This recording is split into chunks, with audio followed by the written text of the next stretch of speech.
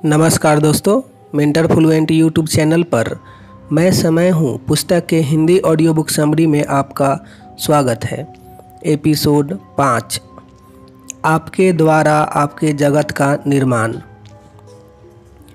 जैसा कि मैं कह चुका हूँ कि आप आपके जगत का निर्माण करने हेतु पूर्ण स्वतंत्र हैं और अब आपको यह समझाने का वक्त आ गया है कि आपके द्वारा आपके जगत का निर्माण कैसे होता है। निश्चित ही ये सारे सत्य सर्वाधिक गहरे व कॉम्प्लिकेटेड हैं, अतः मुझे बड़े ध्यान से तथा क्रमशः ही एक के बाद एक चीज़ें समझाते हुए आगे बढ़ना पड़ रहा है। और यहाँ भी आगे बढ़ने से पूर्व यह दृढ़तापूर्वक समझ ले कि आपके द्वारा की जाने वाली अपने जगत निर्माण की प्रक्रिया में कोई आड़े नहीं आता। आपको अपना जगत कैसा बनाना है यह निर्णय भी आपका होता है और अपने उस उद्देश्य को किस तरह प्राप्त करना है यह निर्णय भी आपको ही लेना होता है। यहाँ यह कहने की ज़रूरत नहीं कि भूल चूक होने पर भुगतना भी सिर्फ आपको ही पड़ता है। जिसे आप सर्वशक्तिमान भगवान मानते हो वे भी इस पूरी प्रक्रिया में रत्ती भर दखलंदाजी नहीं कर सकते हैं, यानी सब कुछ घटता नियम अनुसार ही है। इस बात को ऐसे समझे कि आप क्या करना क्या न करना बाबत पूर्ण स्वतंत्र हैं। कैसे करना यह भी आपका अपना निर्णय है, परंतु एक बार जब कुछ कर दिया तो फिर घटनाएं अपने हिसाब से नियम पूर्वक घटनी ही प्रारंभ हो जाती है। फिर उसे न तो आप न तो कोई अन्य ही रोक सकता है। इसे एक उदाहरण से समझाऊं तो कोई आपसे कहे कि आप एक पाँव ऊपर करो तो आप इसके तीनों में से एक डायमेंशन का इस्तेमाल करने को स्वतंत्र हैं। आप चाहे दायां पाँव हवा में कर सकते हैं, चाहे तो बायां पाँव हवा में कर सकते हैं और चाहे तो पाँव हवा में करने से ही इनकार कर सकते हैं। परंतु समझो आपने दायां पाँव ऊपर किया, फिर आपसे कोई कहे कि अब दूसरा पाँव ऊपर करो तो आप नहीं कर पाएंगे। फिर भी कोशिश करेंगे तो चारों खाने चित हो जाएंगे। बस ऐसा ही आपके जीवन के साथ है। एक बार आपने कुछ कर लिया तो फिर आप उसके परिणाम हेतु नियम पूर्वक बंध जाते हैं। फिर आप उससे बचने हेतु लाख आश्रय खोजें, 1000 राय ले लें या पूजा पाठ ही क्यों न करें, कुछ नहीं होने वाला। वह परिणाम तो आपको भुगतना ही रहा। अतः एक बार फिर कहता हूँ कि आपको प्राप्त स्वतंत्रता एक जिम्मेदारी भी है, क्योंकि स्वतंत्र मनुष्य न तो दूसरे को ब्लेम कर सकता है और ना ही कोई आसरा खोज सकता है। चलो, यह सीधी बात तो आप समझ ही गए होंगे। अब आगे यह बताता हूँ कि आपके द्वारा आपके जगत का निर्माण कैसे हो रहा है। उस बात को समझाने से पहले मैं आपसे कहूँगा कि थोड़ा इतिहास में झांके। उससे आपको मैं जो गहरी बात कहने जा रहा हूँ वह समझना आसान हो जाएगा। आप जानते ही हैं कि आज से 650 वर्ष पहले अमेरिका नहीं खोजा गया था।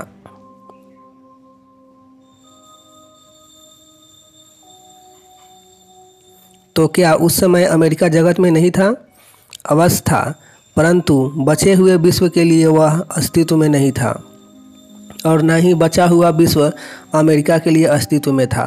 कहने का तात्पर्य यह कि दोनों एक दूसरे के लिए अस्तित्व में आए खोजे जाने व चर्चा फैलने के बाद ही। बस ऐसा ही हर मामलों में है। उम्मीद करता हूँ कि उपरोक्त वर्णित अमेरिका के एक छोटे से उदाहरण से आप अस्तित्व में होने के बावजूद अस्तित्व में नहीं होने वाली बात समझ गए होंगे। अतः अब मैं सीधे तौर पर बात करता हूँ कि आप अपने जगत का निर्माण कैसे करते हैं। इस हेतु आपको अपने बचपन में लौटना होगा। सोचो, जब आप पैदा हुए तब आपका जगत क्या था? सिर्फ होने का एहसास। ना तो आपको कुछ मालूम था और ना ही आपको कुछ चाहिए था। आपको किसने जन्म दिया यह तक आपको नहीं पता था। आपका जन्म अमीर परिवार में हुआ है या गरीब, आप नहीं जानते थे। आप कौन से देश में पैदा हुए इसकी भी आपको कोई समझ नहीं थी। फिर आपको भूख लगी तो दर्द हुआ और आप रोने लगे। रोने पर माँ ने दूध पिलाया और आपने रोने का दूध मिलने से ताल्लुक़ बैठा लिया। तभी से आपको कुछ भी चीज़ प्राप्त करने हेतु रोने की आदत पड़ गई। फिर आप बड़े हुए तो आपका नाम रखा गया, इससे आपका नाम अस्तित्व में आया। जब आपको माँ पिताजी या दादा दादी के बारे में बताया गया तो वे आपके जगत में आए। माँ बाप ने उठा के स्कूल में डाल दिया तो पढ़ाई जीवन में आ गई, दोस्त आ गए। कहने का तात्पर्य बचपन में आपको जो कुछ पकड़ाता गया वह आपके जगत में आता चला गया। इसका अर्थ यह हुआ कि कोई न पकड़ाता तो वे चीज़ें आपके जगत में आई ही न होती। चलो इसको ऐसे सोचे कि कोई बच्चा पैदा होते ही अपने माँ पिताजी से किसी टापू पर बिछड़ गया हो तो, और उस टापू पर कोई न रहता हो तो तब तो माँ पिताजी या स्कूल तो छोड़ो, उसके जगत में सिवाय उस टापू के पेड़ पौधों व जानवरों के और कोई नहीं आएगा। यानी बचपन में आपके जगत में चीज़ें ठूसी जाती हैं और इसका सीधा अर्थ यह हुआ कि बचपन बड़ा ही नाजुक व महत्वपूर्ण होता है, क्योंकि यहीं से आपके जगत की शुरुआत होती है। पर दुर्भाग्य से आपके जगत निर्माण की शुरुआत आप स्वयं नहीं, आपके परिवार वाले करते हैं, और वे प्रायः जो चीज़ें आपके विश्व में ठूसे चले जा रहे हैं वह आपके हित की है भी या नहीं, इस तक की चिंता नहीं करते। हालांकि अधिकांशों को इतनी समझ भी नहीं होती। इसी कारण मैं कहता हूँ कि बच्चों के मन में चीज़ें ठूसने से पहले परिवार वालों को बड़ा सावधान रहना चाहिए। यदि बच्चे को समझदारी पूर्वक धर्म, जात और देश वगैरह के भेदभाव से बचा लिया जाए तो उस बच्चे का जीवन ही कुछ और हो जाए। अन्यथा बड़ा होकर न जाने उस बच्चे की कितनी ऊर्जा और समय तो ये सारे भेदभाव ही खा जाते हैं, और साथ में बात बात पर उसे भेदभाव करने की आदत पड़ जाती है, सो अलग। अतः चूँकि वह इंसान पैदा हुआ है और उसे इंसान ही रहने दिया जाए तो माँ बाप की अपने बच्चों पर बड़ी मेहरबानी होगी। अतः 50 व्यर्थ की बातों व शिक्षाओं की जगह बच्चे को कुछ बड़ा होते ही यह समझाना चाहिए कि उसे अपने विश्व का निर्माण करना है। वह अब जो कुछ भी करेगा, कहेगा, सुनेगा, उससे उसके विश्व का निर्माण होता चला जाएगा, और उसे इस समझ के साथ अपने विश्व निर्माण की स्वतंत्रता भी देनी चाहिए। उसे अपने स्वयं के विश्व निर्माण हेतु जिम्मेदार बनाना चाहिए। अन्य किसी को भी, फिर चाहे वे परिवार वाले हों या शिक्षक या और कोई, उन्हें ज़्यादा से ज़्यादा सुझाव देने चाहिए, परंतु फोर्स या ज़बरदस्ती बिल्कुल नहीं। अंतिम निर्णय बच्चे का स्वयं का रखना चाहिए। बस बच्चे को यह जवाबदार बनाना ही सबसे बड़ी शिक्षा है।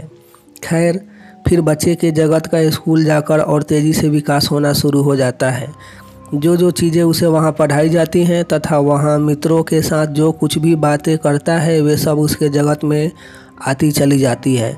हालांकि यहाँ आकर बच्चों को स्वयं चौकसी बरतने की ज़रूरत है, क्योंकि ध्यान रहे आपके भीतर छिपा है मैं, यानी आपका मन रूपी समय। एक ऐसा कंप्यूटर है जो आप जिन कंप्यूटरों को जानते हैं उन सब से भी अरबों गुना शक्तिशाली है। और मज़ा यह कि इस मन रूपी कंप्यूटर की हार्ड डिस्क भी आप हैं और उसके डेटा ऑपरेटर भी आप हैं। यही नहीं, उस कंप्यूटर के प्रोग्रामर भी आप स्वयं हैं। और मेरा काम है, जैसे जैसे मेरे समय रूपी कंप्यूटर में आपकी तरफ से एंट्री डलती चली जाती है, वैसे वैसे मैं उस डली हुई एंट्री के आधार पर आपके जगत का विस्तार करता चला जाता हूँ, और बस वही आपका जगत होता है। सो अब आप यह तो समझ ही गए होंगे कि विश्व रूपी जगत के विस्तार से आपका कुछ लेना देना नहीं।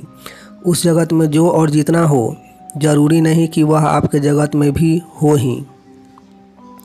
यहाँ मैं जो बात कह रहा हूँ वह समझना आपके लिए बहुत ज़रूरी है। और सच कहूँ तो मनुष्य जीवन का पूरा खेल ही सिर्फ इसी समझ पर टिका हुआ है, और यह समझना ज़रा भी मुश्किल नहीं।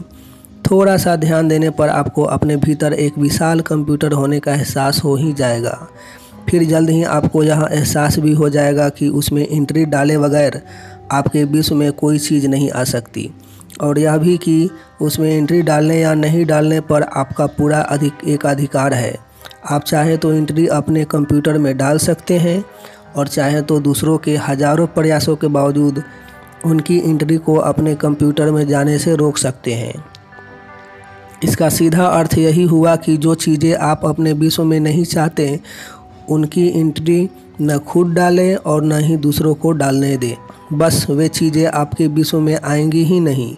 यानी आपके विश्व में क्या होना और क्या नहीं यह आपके ही साथ में है, यह आपके ही हाथ में है। और जब यह आपके हाथ में है तो जवाबदारी भी आपकी ही हुई। हाँ, बचपन में जो एंट्री डल गई उसमें आप कुछ नहीं कर सकते। वे परिवार वाले को ही आभारी होती है। और इस लिहाज से देखा जाए तो परिवार वालों की जवाबदारी और भी बढ़ जाती है। फिर एक या दूसरे कारण से बच्चों को स्कूल तो जाना ही रहा, तो यहाँ भी बच्चों को यह तो सिखाओ कि उन्हें स्कूल जाते वक्त कौन सी एंट्री डालनी है और कौन सी नहीं, क्योंकि अंत में बच्चों के जीवन का पूरा खेल उनकी इसी समझ पर टिका हुआ है।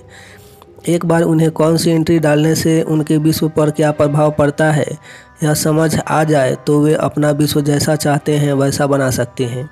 अन्यथा तो परिवार वाले हो या अन्य, वे अपनी समझ से तो बच्चों का विश्व संवारने वाली एंट्री ही डालते हैं, लेकिन उसका परिणाम क्या आ रहा है यह किसी से छिपा नहीं है।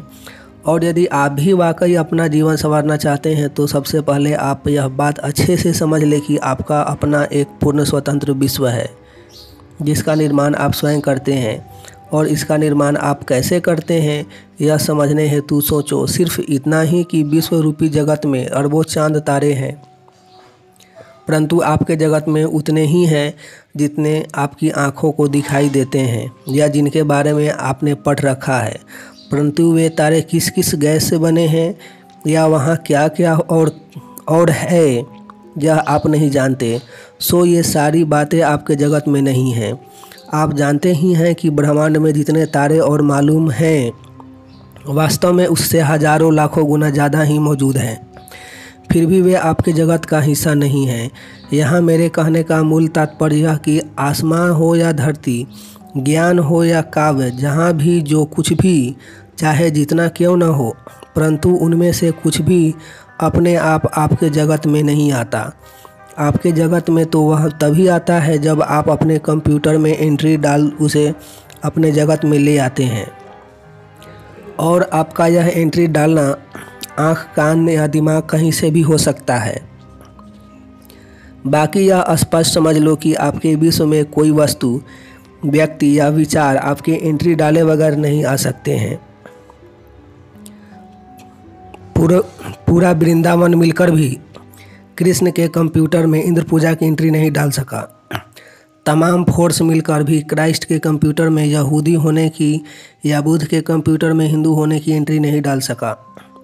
यहाँ तक कि कोई एवॉइड करे या इंसल्ट करे तो भी उसकी एंट्री डालने न डालने की स्वतंत्रता आपको उपलब्ध है।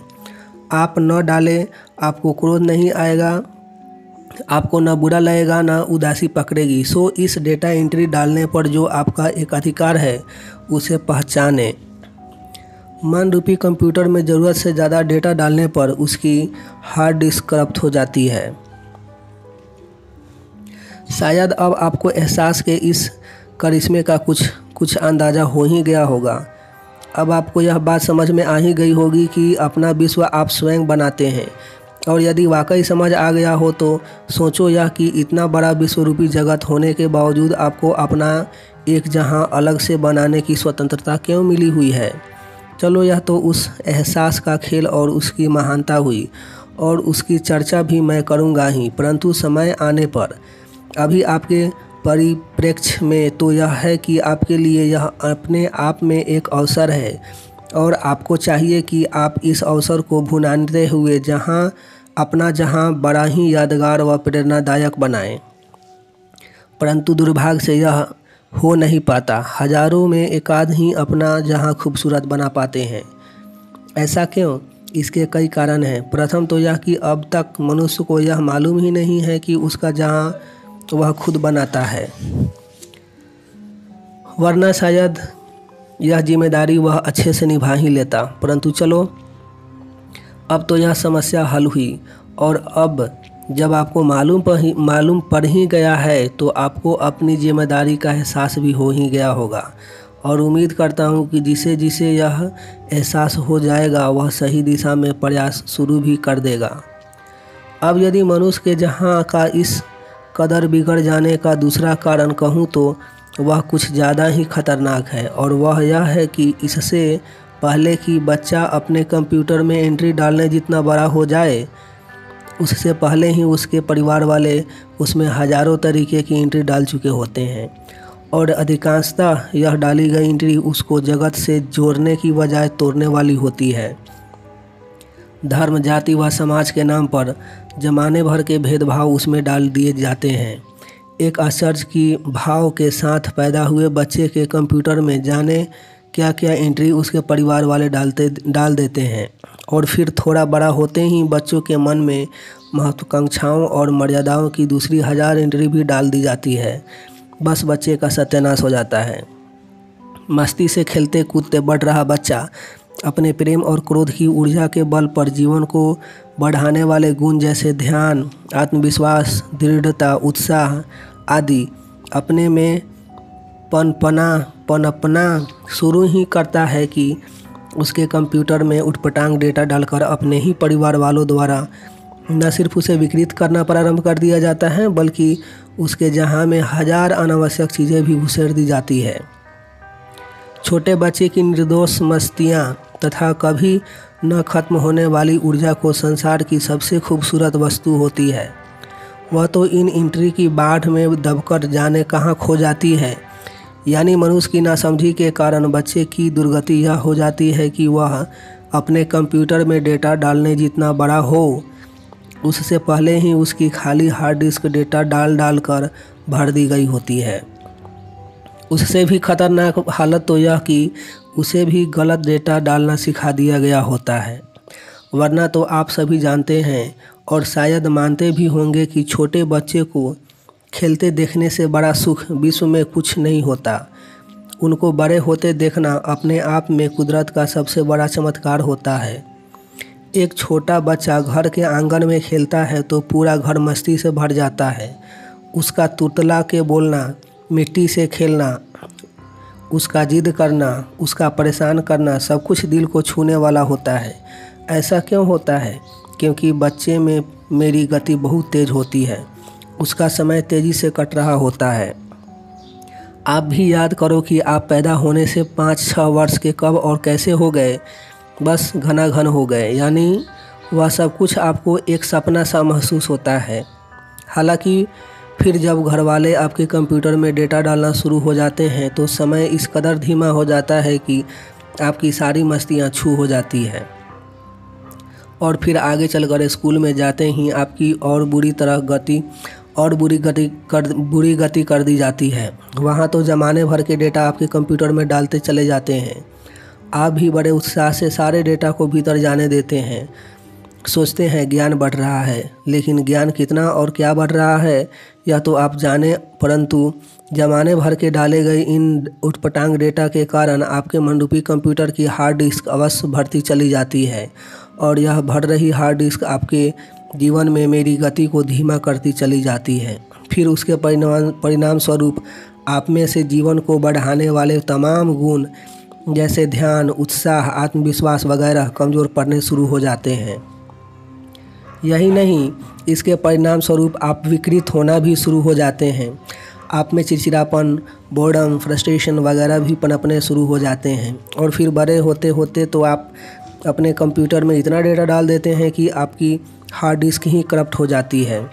आप सोचते कुछ है और बोला कुछ जाता है, चाहते कुछ है और हो कुछ और जाता है। मेरी गति तो इस बढ़े हुए डेटा और विस्तार पाए आपके जगत के कारण इतना धीमी हो जाती है कि धीरे धीरे कर आपके लिए दिन गुजारना ही भारी हो जाता है। वाकई आप अपना और अपने जगत का क्या हाल बना लेते हैं। पता नहीं यह मनुष्य कब बच्चों को सही ज्ञान देना और अपने कंप्यूटर में सही डेटा डालना सिखाएगा, क्योंकि स्कूल, कॉलेज से लेकर इंटरनेट तक तथा ज्ञान की किताबों से लेकर टीवी तक और फिल्मों से लेकर धर्म के नाम पर फैलाए जाने वाली तमाम बातों में अधिकांश डेटा तो बच्चों के कंप्यूटर की हार्ड डिस्क को करप्ट करने वाले ही डाले जा रहे होते हैं। हालांकि यहाँ दूसरों को दोष देने की जगह भी नहीं, क्योंकि कोई ज़बरदस्ती आपके को ऑपरेशन के वगैरह तो आपके ऑपरेशन के वगैरह तो आपके कंप्यूटर में डेटा डाल नहीं रहा। वह तो आप ही गलत बातों से प्रभावित होकर सबको डेटा डालने देते हैं। यही क्यों स्वयं भी कौन से सही डेटा आप अपने कंप्यूटर में डाल रहे हैं, और इसलिए न तो आप दूसरों को दोष दे सकते हैं और न ही यहाँ मैं दूसरों के बाबत चर्चा ही करने वाला हूँ। जवाबदारी आपकी है, अतः आपको ही कैसे डेटा डालना और कौन से डेटा डालना क्या होता है, कौन से डेटा डालने से क्या होता है, यह समझना होगा। और यहाँ मैं ये सब बातें विस्तार से समझाना प्रारंभ करूँ, उससे पहले आप अब तक की मेरी कही बातों का सार समझ लें, क्योंकि एक बार पूरी तरह आपके जहन में ताज़ा हो जाए तो आगे की बात समझना थोड़ा आसान हो जाएगा। और सबसे बड़ी बात तथा गहरी सच्चाई तो यह कि आपका विश्व बनाने की जवाबदारी भी आपकी है तथा उस हेतु आपको पूर्ण स्वतंत्रता भी मिली हुई है। इसलिए आपका जीवन व जगत जैसा भी है, उस हेतु आप कभी भी किसी को दोष नहीं दे सकते। आपके जगत में विश्व की बड़ी से बड़ी शक्ति भी इंटरफियर नहीं कर सकती, और स्वाभाविक रूप से यह इंटरफियरेंस की सत्ता न होना तो दो तरफा है। वह न तो आपका कुछ बिगाड़ सकती है और न ही वह आपका कोई काम बनाने हेतु आपकी सहायता ही कर सकती है। सब कुछ करना भी आपको है और आपके किए का भरना भी आपको ही है। दूसरी बात, आपके जगत का विस्तार मेरे मन रूपी समय के कंप्यूटर में डेटा डालने से हो रहा है। फिर वह डेटा चाहे आप डालें या दूसरा, कोई फ़र्क नहीं पड़ता। अतः मुझमें कोई भी डेटा एंटर करने से पहले इतना समझ ले कि आपके डेटा डालते ही मैं इसको आपके जगत में ले आऊँगा, और आपके जगत में आने के बाद आप कहेंगे कि यह तो जहर है, हटाओ इसे। पर ऐसा सोचो या सोचने या चाहने से वह हटने वाला नहीं। वह जहर हो या बिच्छू, आपको काटे चाहे मारे, आपको झेलना ही होगा। अतः सर्वप्रथम तो आपको डेटा क्या, कितना और कब डालना, इस बात का ज्ञान बढ़ाना होगा। यह अच्छे से समझ ले कि दुनिया में जिनके जीवन आपको आबाद और सफल दिखाई दे रहे हैं, वे सब वही लोग हैं जिन्होंने जाने अनजाने अपने मन रूपी कंप्यूटर में ठीक डेटा डाले हुए हैं। यह वे लोग हैं जिन्हें अपने विश्व रूपी चमन में सिर्फ फूल उगाए हैं, और दूसरे शब्दों में कहूँ तो वे ये लोग हैं जो अपनी दुनिया को कांटों से बचाने में सफल हो गए हैं। सो उम्मीद करता हूँ कि मेरे बताए जाने के बाद आप भी यह कला सीख अपना विश्व आबाद कर लेंगे। मिलेंगे नेक्स्ट एपिसोड में, तब तक अपना ढेर सारा ख्याल रखें। लाइफ को एंजॉय कीजिए, मस्त रहिए, गाते रहिए, गुनगुनाते रहिए। आपका कीमती समय देने के लिए आपको बहुत बहुत धन्यवाद।